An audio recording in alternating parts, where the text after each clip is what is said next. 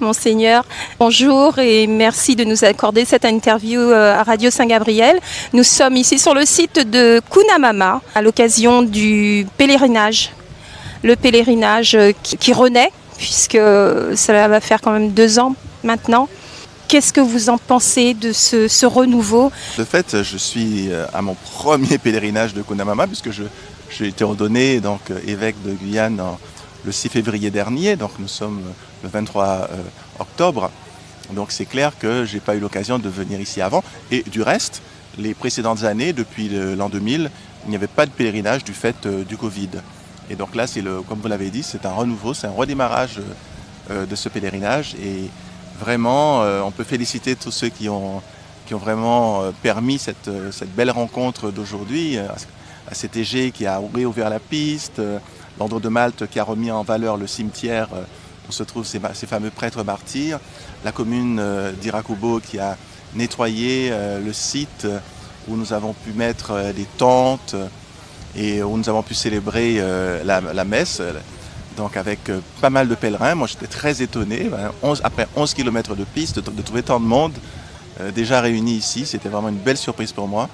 Et vraiment, en regardant le site, la beauté du site, je me suis dit que vraiment ce lieu a la vocation d'être vraiment un sanctuaire, pas seulement diocésain, mais à mon avis national et peut-être même international. Alors justement, en parlant d'international, il y a donc un projet de béatification. Est-ce que vous pouvez nous en parler un peu plus?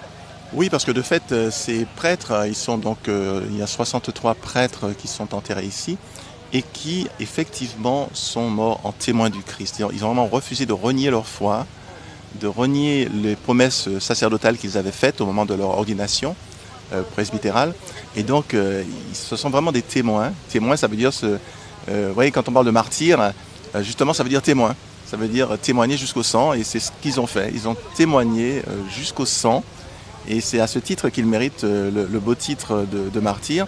Maintenant, il y a une demande de notre diocèse qu'il soit béatifié, et puis on espère aussi canonisé, donc donné comme exemple à toute l'Église.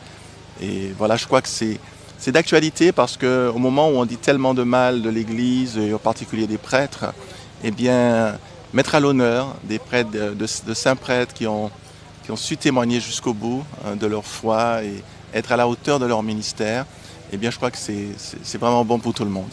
J'étais à Rome pour la formation des nouveaux évêques, donc j'étais avec 80 autres évêques qui sont régis par le dicaster pour l'évangélisation. Donc ce dicaster s'occupe des diocèses qui sont assez récents, et il y a un autre dicaster qui s'occupe des autres évêques, donc c'est le dicaster pour les évêques justement, la congrégation pour les évêques, qui aussi avait d'ailleurs une formation en même temps que nous. La nôtre était un peu plus longue, nous avions 2 semaines de formation, et à côté de nous, donc, il y avait donc ces évêques qui étaient régis par la congrégation pour les évêques, qui étaient plus de 160. Donc notamment des jeunes prêtres français, donc j'ai pu heureusement quand même rencontrer au cours de mon voyage. Donc j'étais avec les évêques de diocèses récents. On a aussi quelqu'un de Hong Kong qui était là, un évêque de Hong Kong. Et donc c'était un moment très très fort, beaucoup d'échanges avec ces évêques, et puis surtout on a eu des enseignements de très grande valeur donnés par les préfets, donc les responsables des dicastères qui travaillent. Donc ce sont un peu des ministères autour du pape pour l'aider dans son ministère mondial, n'est-ce pas? C'était vraiment un temps très fort, des enseignements très riches, un temps convivial, un temps fraternel avec tous ces évêques. Et puis nous avons eu la chance d'avoir une audience privée avec le pape, et donc de pouvoir également partager, discuter avec le pape. C'était un moment également extrêmement mémorable, extrêmement touchant, parce que le pape est d'une très grande simplicité et il nous a parlé de façon très paternelle. Comment se porte le diocèse? J'ai visité presque toutes les paroisses, rencontré beaucoup de gens, et même si nous avons de grosses difficultés, tout le monde le sait, notamment financières, puisque nous avons des déficits énormes. Cette année, c'est 1 100 000 € de déficit. Malgré tout, je garde l'espérance parce qu'il y a tellement de gens charmants ici, tellement de gens qui ont la foi et qui aiment leur église, et qui ont traversé la tourmente avec l'église, tous les scandales, le Covid, tout ça, ils ont traversé. Ils ont été de l'avant parce que leur foi était enracinée. Leur foi n'était pas enracinée dans les hommes, mais en Dieu. Ça m'encourage beaucoup, et je me dis qu'avec la grâce de Dieu, nous y arriverons. Est-ce que vous pouvez transmettre un beau message à vos fidèles? Parce que vous êtes très suivis. Alors je dirais aux fidèles de la Guyane, gardons le cap de la foi, un peu comme ces martyrs de Cunamama qui ont gardé le cap. contre vents et marées. Vraiment, ils ont vécu une situation épouvantable, des conditions de vie invraisemblables, et vraiment l'horreur absolue, mais ils ont gardé le cap, ils ont gardé la foi, ils ont gardé les yeux fixés sur Jésus et ils sont sortis vainqueurs de tout cela. Alors nous aussi, nous serons vainqueurs. Ensemble, individuellement, nous serons vainqueurs si nous avons les yeux fixés sur Jésus. Alors gardons les yeux fixés sur Jésus, avançons ensemble, parce que la Guyane a besoin de nous, la Guyane a besoin de l'Église pour être transformée, pour que les valeurs renouvellent ce pays. On voit comment nos jeunes partent, en créole, en dévalcation, c'est-à-dire qu'ils partent sur un mauvais chemin. On a vu des bagarres du côté de Mana, également à Saint-Laurent, à Kourou, enfin...